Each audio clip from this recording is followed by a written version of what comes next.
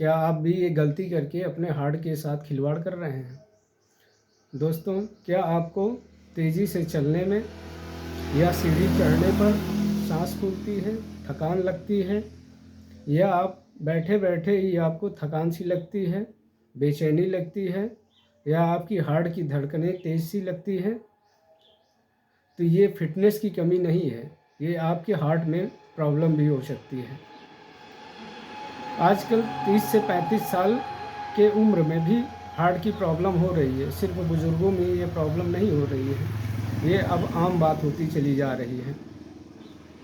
चलिए आपको बताते हैं कि आपको किस तरह इससे बचाव करना है। कुछ आपको हेल्थ टिप्स दे रहे हैं, उसको आप ध्यान दीजिए और अपने हार्ट को स्ट्रॉन्ग बनाइए। नमस्कार, मैं हूँ रजिस्टर्ड फार्मासिस्ट रमेश प्रजापति। आइए हम आपको कुछ पॉइंट बताते हैं जिस पर आप अपना ध्यान रखिए। आपको मॉर्निंग वॉक करना है।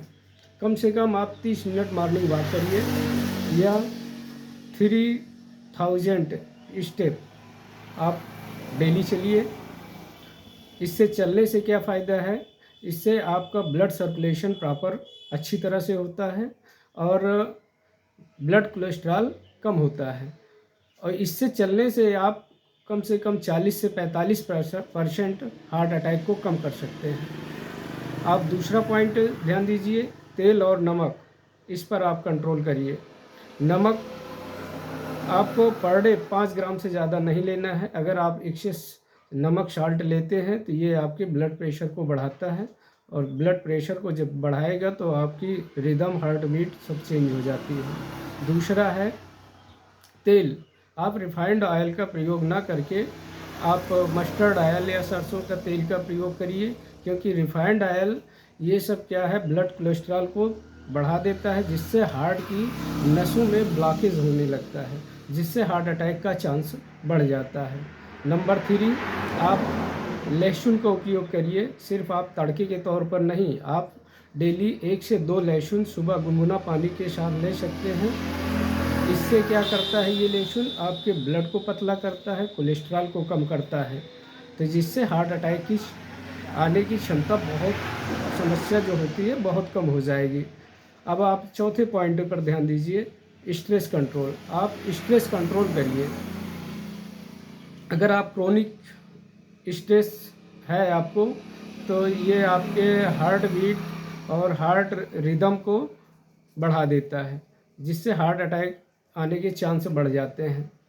तो इसके लिए आपको क्या है, मेडिटेशन करना। कम से कम 5 से 10 मिनट आप मेडिटेशन करिए। पाँचवा पॉइंट है आपका sugar and junk food avoid. आप ज़्यादा शुगर और जंक फूड को अवॉइड करिए, क्योंकि आप ज़्यादा शुगर इंटेक लेंगे तो आप डायबिटीज़ को निमंत्रण दे रहे हैं और आपकी नसें कमज़ोर होती चली जाएंगी। जंक फूड आप ज़्यादा ले रहे हैं तो वो भी आपके ब्लड को गाढ़ा और कोलेस्ट्रॉल को बढ़ाता है, तो जिससे ये भी समस्या आपको हार्ट अटैक की तरफ ले जा रहा है।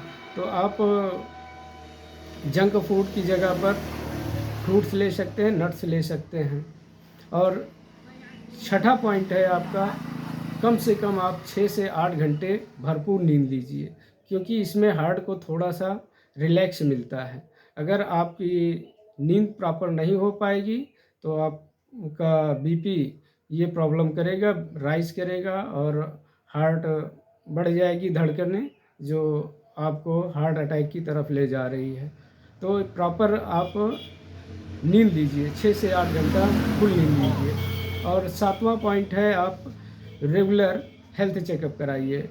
आपका कम से कम बीपी, शुगर और कोलेस्ट्रॉल को रेगुलर हेल्थ चेकअप कराते रहना चाहिए।